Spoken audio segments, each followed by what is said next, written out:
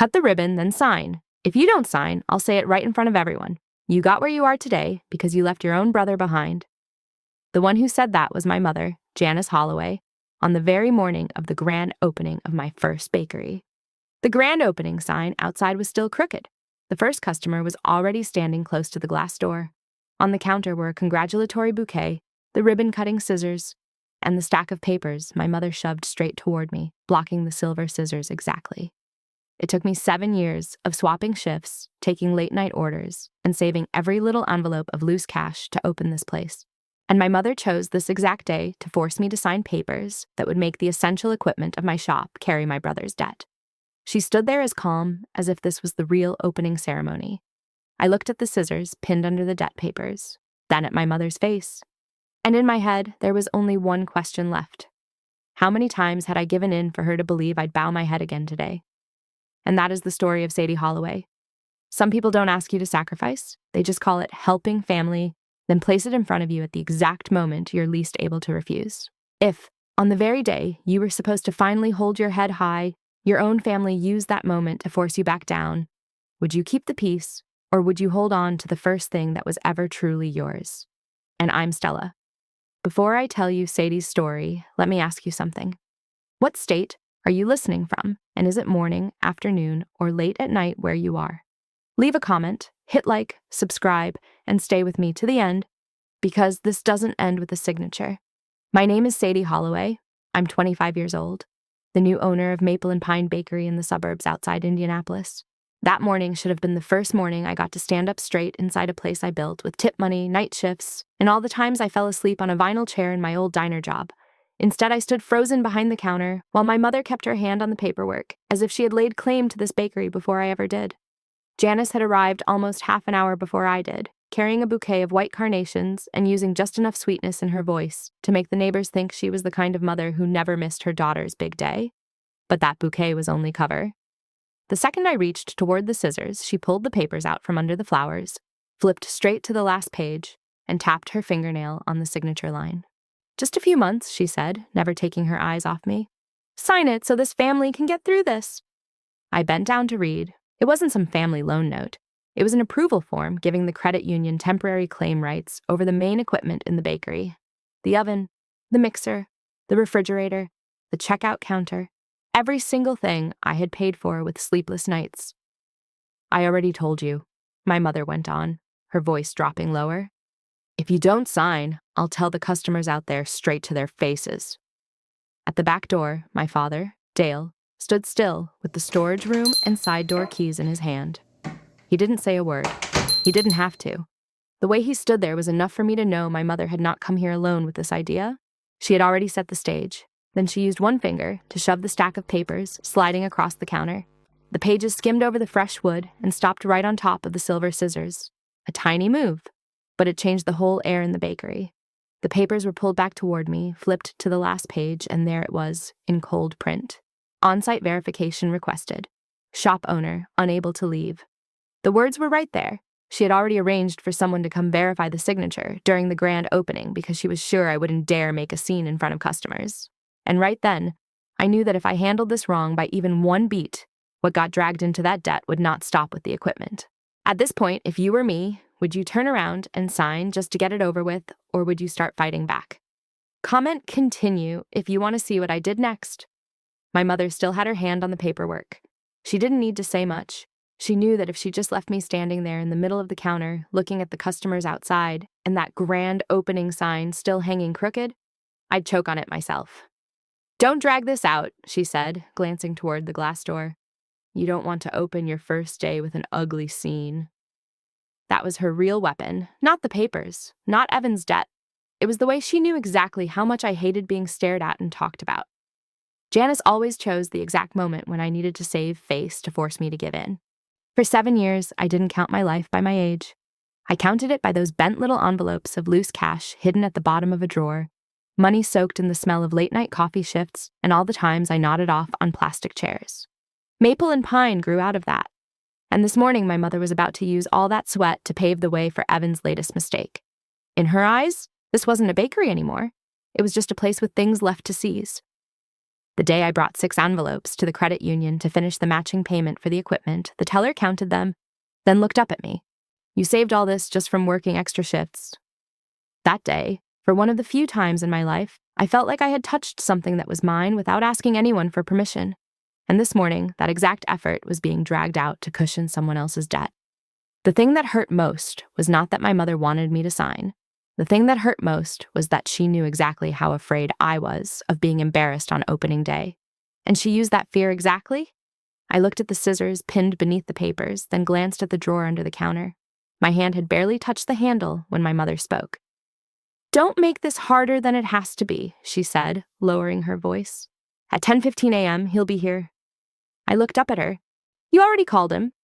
She didn't answer right away. She just straightened the edge of the paperwork, as if it were too small to mention. That calmness was what dried out my throat. She was not sitting here waiting for me to change my mind. She had arranged the verification in advance, on the exact day she knew I'd be least likely to make a scene. Not to talk, not to work it out, to finish it. And for the first time that whole morning, I saw something even scarier than Evan's debt.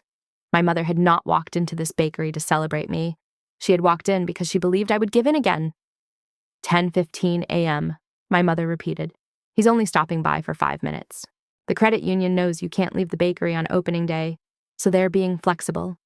She said it so neatly, as if everything had already been settled, and all that was missing was my signature. "So you called someone before you even asked me?" I looked straight at her. Janice still didn't answer right away. She just pulled the paperwork closer and straightened the edge again. That calmness was harder to swallow than yelling. To her, this morning was not for a conversation. It was for closing the deal. Right then, her phone lit up. The calendar reminder showed on the counter, 10:15 a.m. Trevor Burke / field signature verification. My chest tightened. She had not waited for me to agree before calling him. She called first because she believed I would not dare make a scene on opening day. The papers were under my hand. I flipped quickly through the first few pages, and what hit me was not anything about transferring ownership or splitting shares. My mother was too smart to make it that obvious. What she needed was a signature, authorizing the credit union to place a claim on the bakery equipment if the debt on the other side kept falling behind. The oven, the mixer, the refrigerator, things that had just been installed and had not even been used for a full day. "It's only temporary," she said. "Just help your brother for a few months. They just need to see you step in." "Step in for what?" My throat went dry. "So they have something to grab if Evan can't pay." Her face tightened for a second, then went flat again, almost immediately. "Don't talk like this family is made of strangers." Right then, Evan blurted out, irritated and rushed. "Mom said all you had to do was sign the verification." And just like that, he gave something away. Even my own brother had not been told the full truth. My mother had prepared a different version for each person. For Evan, it was sign the verification. For my father, it was standing at the back door with the keys in his hand. For me, it was helping family. And for the credit union, I'm sure it was an even neater story. She turned the papers back around and pushed the last page toward me. Her fingertips stopped right on the signature line, then slowly smoothed the page flat, as if enough calmness could make this seem reasonable. "Sadie," she said, her voice colder now. "Sign." Outside, I heard a car brake softly. The front window gave a faint shake. The scissors were still pinned under the papers. My father was still at the back door, the keys hanging from his hand. The little clock beside the register clicked forward another minute. 10:15 a.m. was coming fast. "I need to get the purchase papers for the equipment," I said. "If you want me to sign something that touches the bakery's equipment, I need to look at that first." My mother narrowed her eyes at me. She thought I was panicking. Then she gave me that familiar half-smirk she always wore when she thought she had someone backed into a corner. "Go ahead," she said, "but don't waste Mr. Burke's time." I moved around the counter and headed straight for the storage room. My father shifted just enough to let me pass. The door shut behind me with a short click. The storage room was darker than the front. The smell of flour and cardboard hit me in the face. My hand stayed on the doorknob for a second. I wasn't going in there for receipts. I was heading for the tall shelf in the far corner, where I had kept something for years, just in case the day ever came when words alone would not be enough to protect myself. Behind a few sacks of flour and boxes of sugar in the far corner, on a metal shelf above my head, sat a blue tin box with butter cookies printed on it. I pulled it down. The edges were scratched, and one corner of the lid was dented. It had been sitting there since 3 years ago, after the time my mother had borrowed the rent money, and then looked me in the face and told me I was remembering the amount wrong. After that, anything involving money, promises, or the words, "just temporary in this house," I kept. The lid popped open with a dry click. Inside were transfer receipts, pictures of checks, emails I had sent to myself, and old screenshots of text messages. None of it was pretty. None of it was stored like keepsakes. It all just lay there, flat and cold, like something I had kept so I would have something solid to hold on to when I needed it. I set the tin on the stainless steel table. Paper sprang loose and slid off to both sides. Looking at those old papers spread out in front of me, I could feel that this morning was no longer just a family argument. It had become something that had to be handled the right way if I didn't want to be pushed back yet again. What I needed was right there in the stack. An email from last year from Lakeshore Community Credit Union confirming that I had refused to be a co-signer on a loan in Evan's name. Clear date, clear time, clear name. Just one short line of confirmation, but heavy enough. I opened my phone, pulled up the picture I had taken of the file number on the papers out front, then matched it against the old email chain. The number strings did not match exactly, but they were close enough to make one thing clear. What my mother was calling helping your brother for a few months was not something that had suddenly appeared this morning. It was a file that had already been modified. A modified note. That meant the debt had been reworked, touched, and then pulled toward me. Some people only start keeping evidence when their words no longer carry enough weight inside their own home. And when that box finally gets opened, the first thing that tears is not a relationship. It's the story people use to cover it. I pulled the printed refusal email to the top, took a picture of it right there on the stainless steel surface, then opened my inbox. My fingers typed fast. My name is Sadie Holloway, sole owner of Maple and Pine Bakery. I do not consent to anyone tying the right to seize the items in my bakery to a debt I did not create. Any verification steps need to stop until this is reviewed directly. The General Credit Union address went in first. Trevor Burke was in the CC line. The screen showed sent. That was enough. The email had gone out. The printed copy went on top. The tin lid snapped shut. I was heading back to the counter with something in my hands this time. The storage room door had barely opened when the bell at the front of the bakery rang. The first 2 customers walked in just as I came back to the counter. An older married couple from the neighborhood, the wife holding a small card, the husband slowing down right by the glass door.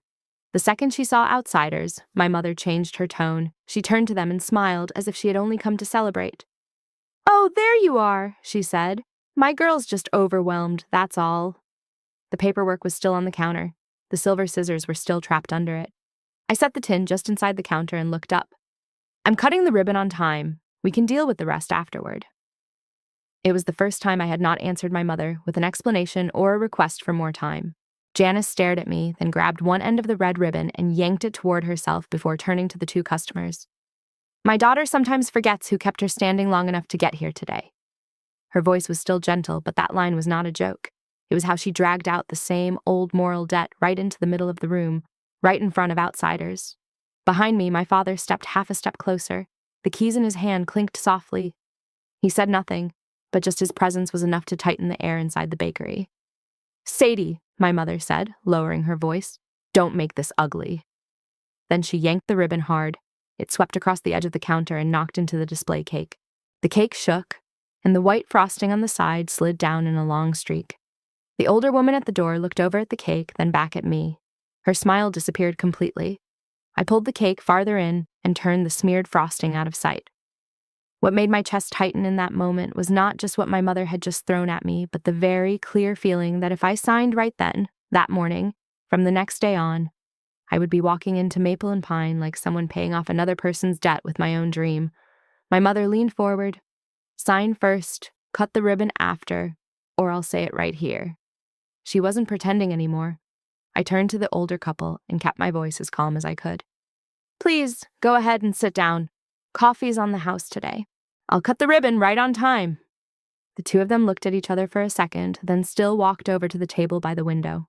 They did not leave, and that was exactly what I wanted. If my mother had turned this morning into a stage, then at the very least, she was not going to be the only one choosing the audience. The bell over the door rang again. The man who walked in looked to be in his 50s, wearing a gray jacket and carrying a brown leather portfolio. He stopped at the counter, looked at the red ribbon, looked at the grand opening sign outside, then gave the slightest nod, like he was only there to witness one signature and leave. "Mr. Burke," my mother spoke immediately, not giving me a chance to say anything first. "Thank you for stopping by. The girl's busy on opening day, so she can't leave the shop. My family has already agreed, so all we need is for you to witness the signature in person." Trevor set his portfolio on the counter. He had barely turned toward me when I cut in. "My name is Sadie Holloway, sole owner of Maple and Pine Bakery, and I have not agreed to sign anything." The whole bakery went silent. My mother let out a short laugh, like she meant to brush that aside. "She's just overwhelmed. It's her first day opening." "I'm not overwhelmed." I looked straight at Trevor. "If the owner of the property is clearly saying they do not agree, can you still continue this verification step?" He froze for exactly 1 beat. Not long, but long enough to show this was not what he had been told. Trevor opened his phone, glanced down at the screen, then looked over at the paperwork on the counter. I knew he had seen the email I had just sent. "If consent is being disputed," he said, much slower than when he first walked in, "I can't complete on-site field verification." "There's no dispute," my mother cut in immediately. "She's just—" The printed refusal email was pulled out of the tin box and placed flat on the counter, right beside her paperwork. "Last year, I refused to be a co-signer on a loan in Evan's name. Your office has that on record." Trevor picked up the page, read it quickly, then flipped back through the paperwork he was holding. His eyes lingered a little longer on one page inside. That extra second made my chest tighten. "There's been a recent modification on this account," he said, his voice turning much more careful. "If the owner of the property says this has not been fully explained to them, then the file has to stop here and go back for review." My mother's face changed instantly. "You don't need to make this bigger than it is." I didn't look at her. My finger pointed straight at the printed line on the last page, and I read it out loud, clear enough for the whole bakery to hear. "Security interest in bakery equipment." The older couple by the window both looked up. My father stood behind us, gripping the keys in his hand so tightly his knuckles were white. Evan snapped his head toward my mother, his face changing fast, like this was the first time he had heard the whole thing in its real language. It was the first time what my mother kept calling helping your brother for a few months had been stripped bare of its soft wrapping right in the middle of my grand opening counter. Trevor closed the file. "I can't continue this here." No one was laughing anymore. No one was pretending anymore.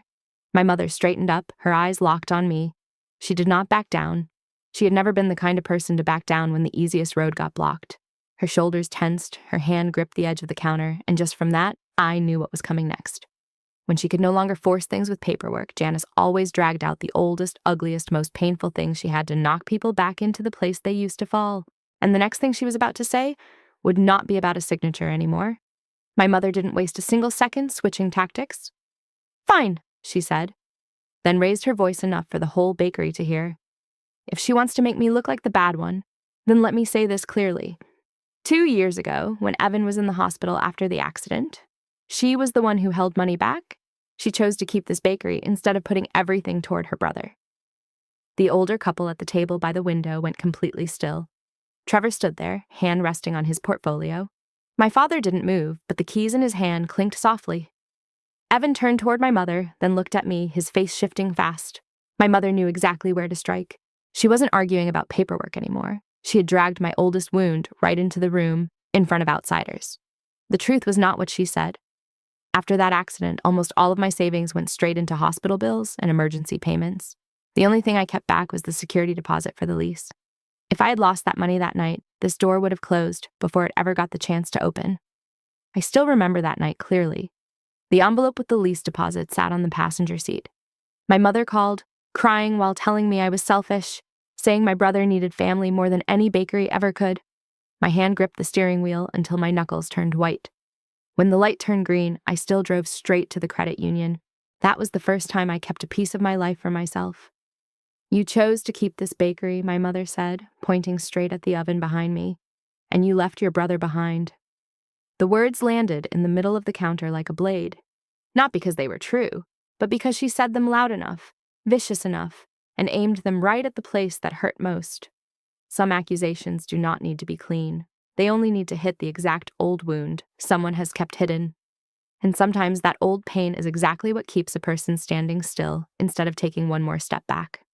I did not argue with my mother. I did not look toward the customers. I did not offer one more explanation. From the tin box, I pulled out the transfer receipt from that year and placed it flat on the counter right beside her paperwork. The paper was old, the edges slightly curled, but the date was still there. The number was still there too. Then I looked up and faced Trevor. "If this is really just an extension of what happened back then," I asked, my voice low but clear, "then what is that recent modification you just mentioned?" The whole bakery went silent. My mother snapped her head toward Trevor, and in that exact moment, I knew the story had just been pulled out of the place she wanted to keep it. Trevor didn't answer right away. He opened the file again, looked down at a few lines in the middle, then looked up, his voice still carrying that careful tone of a man who did not want to say more than his role required.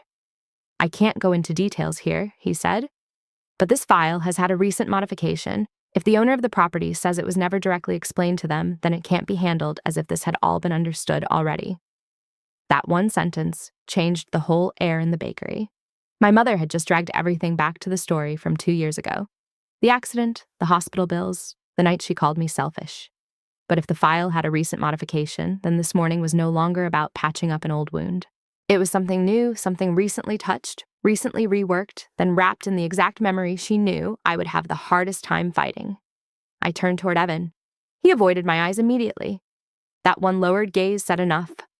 I didn't need a confession from him to know that something newer, closer, and uglier was sitting in that file. A new loan, a new debt restructure, or some new decision my mother knew I would never agree to if she told me plainly. "Whatever the details are, it's still for this family," my mother cut in, her voice sharper now. "Stop twisting the story!" But the fact that she did not deny the words, recent modification, drained the strength right out of what she said. I tapped the edge of the file with my fingertip. One quiet tap, then another. "Do you need me to help the family?" I said, never taking my eyes off her. "Or do you just need someone with clean assets to stand in front of Evan's newest mistake?" The whole bakery went dead still. The older couple by the window sat silently. Trevor did not step in. My father turned his face away. Evan still would not look up. Clean assets. The phrase sat there in the middle of the counter like a cut. For years, this family had needed exactly one thing from me. Someone without bad debt. Someone who still paid on time. Someone careful enough to hold the family's appearance together. I had stood in that role for so long that this morning, my mother walked into my bakery and treated it like her right. My mother let out a short, hard laugh. "You're turning family business into a performance in front of strangers." I looked straight at her. "No, you brought strangers in here. You brought the paperwork in here. You brought the verification step into my grand opening." Her face changed fast. In just a few minutes, the story she meant to control had slipped out of her hands. It was no longer about "you're the older sister," and it was no longer about "just help your brother for a few months." Now it had moved to the place she feared most, a new debt hiding inside an old memory. And I knew that if one more layer got peeled back, someone in this bakery would not be able to hold on to their calm anymore. Yes, that part is getting overloaded with too many sentences, starting with "I," which makes the rhythm stiff and too easy to feel machine-made. I tightened it up so it would still stay dramatic and fast, but flow better and repeat less. Like this. "There will be no right to seize anything in this bakery for that debt without my consent." I looked at my mother, then at Trevor. One long breath caught in my throat. I didn't shout. I just spoke loud enough for the whole bakery to hear. "Write this down. I refuse. There will be no signature. This verification stops here." It was one sentence, but it felt like I had just cut through the rope that had tied me down for 25 years. Trevor froze for exactly one beat, then nodded. "I'll note that." That was all it took. The path my mother had prepared all morning was blocked right in front of her. "Don't you—" Janice lunged over the counter and grabbed hard at my wrist just as my hand reached the silver scissors. My wrist jerked out of her grip. "Don't touch me again! Don't touch this place again!" My voice came out colder than I even expected. My hand closed around the silver scissors. They were colder and heavier than they looked. The blade snapped open with a sharp, dry sound, and then the red ribbon was cut clean in the middle of the counter. One half dropped to the floor. The other slid out of my mother's hand. Without stopping, I walked straight to the door, flipped the sign from closed to open, set it upright, then turned back to the counter. If you think this moment was worth it, hit like for Stella. The first 2 customers were still sitting there. The husband opened the menu first, his voice steady and simple. "We'll take 2 coffees and a cinnamon roll." My hand was still shaking, but I hit the register anyway. The first receipt came out with a short whir. That little strip of white paper was small, but it was enough to change the color of the whole morning. My mother stood there, frozen. She could not stop the bakery from opening. Behind me, my father stepped back from the back door for the first time all morning. The keys in his hand hit the counter with a dry click. Evan stood still, unable to force out even half a sentence. I pulled the paperwork back toward me, shoved it into a maple and pine paper bag, and pushed it straight back in front of my mother. If you still want to save that debt, use your own life for it. Not the equipment I bought with nights I didn't sleep. Janice yanked the bag toward herself. Her eyes turned red immediately, not because she was crying, but because she was so furious she could barely breathe. "You kept your bakery," she said, her voice low and shaking. "But from today on, don't expect this family to ever look at you the same way again." The whole bakery went silent. The red ribbon lay on the floor, and I knew that morning was not over yet. It had only changed direction. If you want, I can keep going through all of sections 6 through 9 to make the sentence style more consistent and reduce the repeated I throughout. Trevor was the first one to leave. He closed the file, confirmed that the on-site verification had been stopped, and that everything now had to go back through the proper review process. The door shut behind him, and I knew I had kept the thing that mattered most. The equipment was still mine, the bakery was still open under my name, and my grand opening had not been dragged into a debt I did not create. But what I lost was not just a signature. My father stayed less than a minute. He did not apologize. He did not explain. He said only one thing, sounding like a man who had stood in the wrong place for too long. "Your mother will tell this story a different way." Then he walked out, the keys still in his hand. That was the truest thing he said all morning. And he was right. In the weeks after that, the story spread exactly the way my mother wanted it to. One aunt unfollowed the bakery page. One cousin canceled a cake order she had already placed. One regular customer stood at the counter and asked vaguely whether my family was having some kind of money trouble. No one said directly what Janice had told them, but I didn't need to hear it repeated to know what version she had been telling. I kept maple and pine, but I also lost the illusion that time alone would make everything heal. Some relationships do not break in the loudest moment. They break in the moment one person stops letting themselves be used. By late afternoon, the bakery was quiet enough that I could hear the clock ticking behind the counter. My hand was still trembling slightly as I picked up the frosting spatula, smoothed the frosting that had been dragged sideways that morning, and leveled it out as best I could before setting the cake back in place. It wasn't untouched anymore, but it was still standing. If this story speaks to you, share it with someone who's learning how to protect their own boundaries too. The family photo was gone from the center spot on the counter. I didn't throw it away. I just quietly placed it in the bottom drawer, beside those old envelopes that were now empty. I left the most important spot empty. Maple and pine needed room to breathe, and so did I. Some things are still there. They just can't stay in the same place anymore. And Stella wants to leave you with one small thing after this story. Sometimes holding onto your own door isn't selfish. Sometimes it just means you've stopped letting your life be somebody else's way out. This story is fictional, created with the help of AI and shaped by human hands from very real kinds of situations, with the hope of bringing emotion, perspective, and something to think about. It isn't written to encourage anyone to repeat exactly what happened here. If you stayed with me all the way to the end, thank you, truly. If this story touched you in any way, leave a comment, hit like, subscribe, and turn on the bell so Stella can see you again in the next story. Sometimes just sitting here and listening all the way through is already something meaningful.